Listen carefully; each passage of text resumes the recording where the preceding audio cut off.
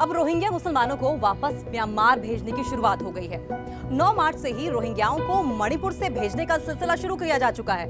मणिपुर के मुख्यमंत्री लगातार इस बात को जोर देकर कहते रहे हैं कि घुसपैठियों के चलते मणिपुर का माहौल बिगड़ता चला जा रहा है। बीरेन सिंह इस बात पर जोर देते रहे हैं। अवैध हथियारों और नशे की तस्करी बढ़ रही है। याद कीजिए, कुछ महीने पहले ही मणिपुर में जमकर हिंसा हुई थी और इस हिंसा के पीछे भी इन घुसपैठियों का ही हाथ बताया जा रहा है। अब रोहिंग्याओं को पहचान कर वापस उनके देश भेजने का सिलसिला शुरू किया जा चुका है। आइए पहले आपको बताते हैं कि रोहिंग्या हैं कौन और ये अपने देश म्यांमार से भागकर भारत क्यों आ गए हैं। ये सुन्नी मुसलमान हैं जो म्यांमार के रखाइन प्रांत में रहते आए हैं। म्यांमार एक बौद्ध धर्म को मानने वाले लोगों का देश है, जहां रोहिंग्या मुसलमान माइनॉरिटी में है। म्यांमार की गवर्नमेंट इन्हें बांग्लादेशी मानती है। ये वो बांग्लादेशी थे जो ब्रिटिश काल में किसानी करने के लिए म्यांमार आए थे, जबकि बांग्लादेश ये कहता है कि रोहिंग्या हमारे हैं ही नहीं, वो तो म्यांमार के हैं। अजीब स्थिति तो ये है कि दोनों देश इन्हें अपना मानने से इनकार कर रहे हैं। तो ये ऐसा समुदाय बन गया है जिसका अपना कोई देश ही नहीं है। आजादी के बाद से ही म्यांमार बहुत अनस्टेबल रहा है, अस्थिर रहा है। वहाँ सैन्य शासन चलता रहा है। जब म्यांमार में थोड़ी सी स्टेबिलिटी आई, थोड़ी सी स्थिरता आई तो जनगणना कराई गई, लेकिन रोहिंग्याओं को सेंसस का हिस्सा नहीं बनाया गया। उनसे ये कहा गया कि वो जबरदस्ती बांग्लादेश से चले आए हैं तो उन्हें वापस चले जाना चाहिए।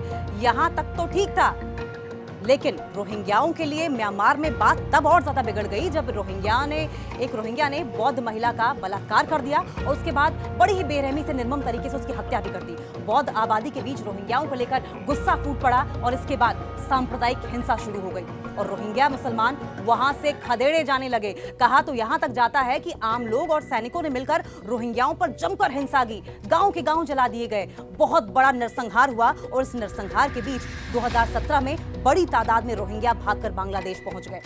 ये समुदाय बांग्लादेश में बड़ी तादाद में रहता है। हालांकि कितनी संख्या होगी ये ठीक आंकड़ा अभी तक पता नहीं किया जा सका है। 2017 में जब म्यांमार से भागकर रोहिंग्या यहां आने लगे तो बांग्लादेश के दक्षिणी पूर्वी तट के कॉक्स बाजार में इन्हें बसाए जाने का इंतजाम किया जाने लगा। कॉक्स बाजार बंगाल की खाड़ी पर एक लंबा सा समुद्री तट है। यहाँ बड़े बड़े शेल्टर बनाए जाने लगे। सरकारी डेटा के मुताबिक इस इलाके में 1,30,000 से ज्यादा शेल्टर बनाए गए और इसी बात से अंदाजा आप लगा सकते हैं कि रोहिंग्याओं की कितनी विशाल आबादी बांग्लादेश भागकर गई होगी। लेकिन सवाल यह है कि हिंदुस्तान में रोहिंग्याओं की संख्या आखिर कितनी है।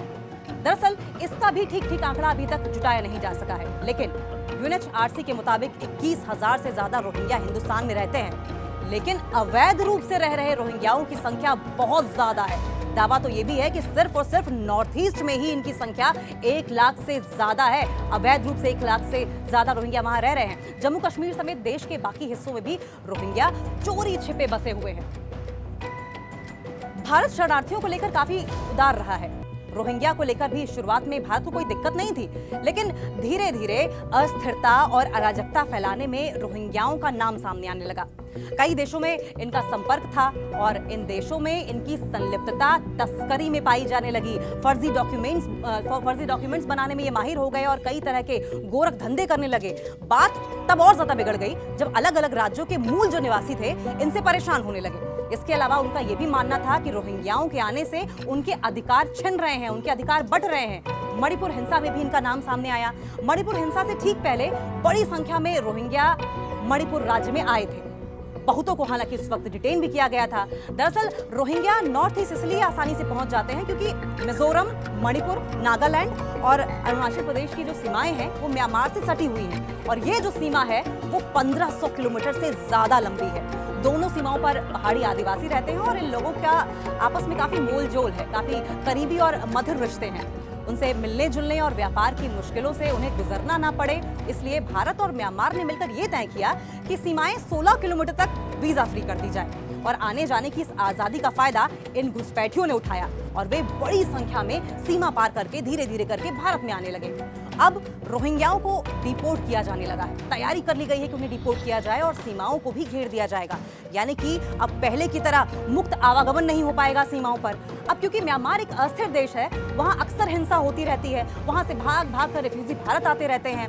अब इतनी बड़ी संख्या में हर साल शरणार्थियों को अकोमोडेट करना, अपनाना कम से कम देश के लिए तो बहुत मुश्किल होगा।